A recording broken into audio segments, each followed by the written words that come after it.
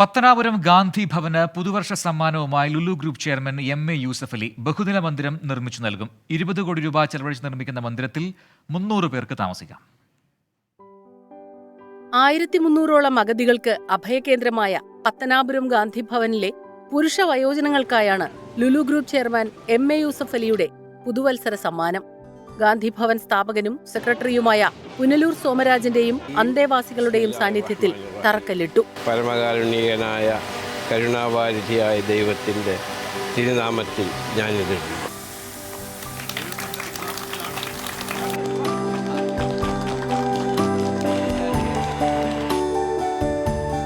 ഗാന്ധി ഭവനിലെ 300-ലധികം സ്ത്രീ അന്തേവാസികൾക്കായി 15 കോടിയിലധികം മുടക്കി നേരത്തെ ലുലു ഗ്രൂപ്പ് ബഹുനില കെട്ടിടം നിർമ്മിച്ചു നൽകിയിരുന്നു.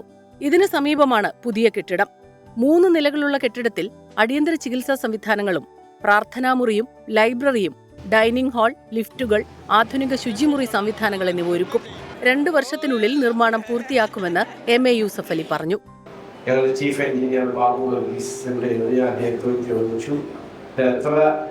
കൊല്ലം കൊണ്ട് നമുക്ക് കൊടുക്കാൻ പറ്റും. 6 മാസം പൈനിങ്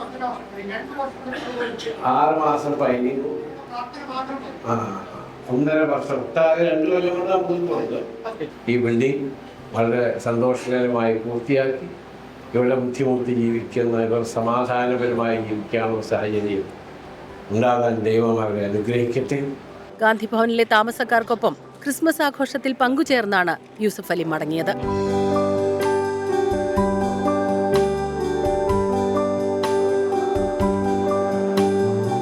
24 കൊട്ടാരക്കര.